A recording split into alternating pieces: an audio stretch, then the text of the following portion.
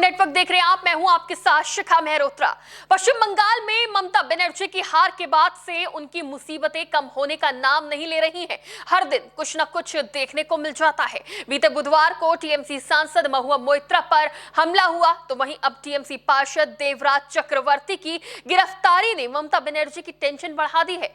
बता दें कि बंगाल विधानसभा चुनाव में करारी हार के बाद ममता बनर्जी के सामने अस्तित्व की लड़ाई भी चल रही है। ममता बनर्जी पर पार्टी और सिंबल छीने जाने का संकट मंडरा रहा है, क्योंकि बागी गुट के विधायक चुनाव आयोग के दर पर पहुंचे हैं और असली टीएमसी होने का दावा ठोक दिया है। रिद्वत बनर्जी ने पार्टी सिंबल और पूरी टीएमसी पर अपने गुट का अधिकार बताया है और नए गुट को असली टीएमसी के तौर पर मान्यता देने की अपील की है।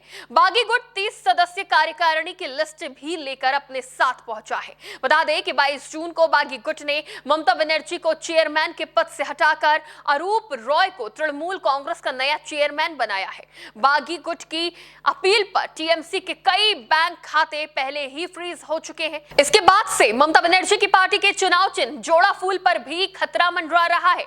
बागी गुट अपना दावा ठोक रहा है। इसी बीच ममता बनर्जी पर एक और मुसीबत आ गई है। उत्तर 24 परगना जिले के विधानगर नगर निगम के पूर्व टीएमसी पार्षद देवराज चक्रवर्ती को आय से अधिक संपत्ति के मामले में गिरफ्तार कर लिया गया है।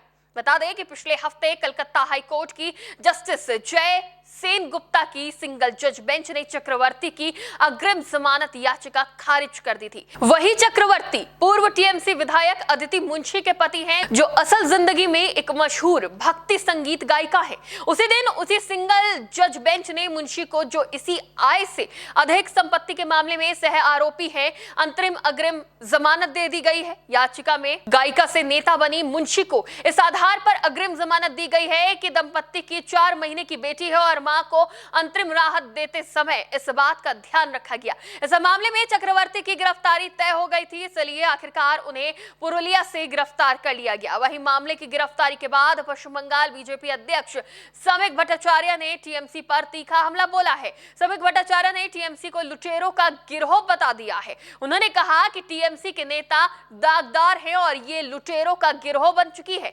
सौमिक भट्टाचार्य ने कहा कि राज्य में लगातार गिरफ्तारियां हो रही हैं। उनके अनुसार टीएमसी ने पूरे समाज को इस स्थिति में पहुंचा दिया है कि सब कुछ एक खुले बाजार की तरह हो गया है। उन्होंने कहा कि किसने कैसे लूट की, इसकी जानकारी पुलिस को है और बीजेपी का इससे कोई लेना देना नहीं है। बहरहाल, जब से राज्य में बीजेपी की सरकार बनी है, तब टीएमसी के सांसद, विधायक और पार्षद किस तरह से भ्रष्टाचार में शामिल हैं और किसके पास किस तरह की संपत्ति है, सबकी जांच चल रही है। लगातार टीएमसी के लोगों पर कार्रवाई की जा रही है। एक तरफ जहां ममता बनर्जी को अपनी पार्टी को बचाने के लिए संघर्ष करना पड़ रहा है, तो वहीं उनके कार्यकर्ताओं पर गाज गिर रही है। विधानसभा में नेता प्रतिपक्ष रिद्वत बनर्जी ने चुनाव आयोग के समक्ष खुद को असली टीएमसी बताते हुए पार्टी के नाम और चुनाव चिन्ह पर दावा पेश किया है। उनका कहना है कि उनके साथ पार्टी के 2/3 से अधिक विधायक, पार्षद और जिला परिषद सदस्य हैं।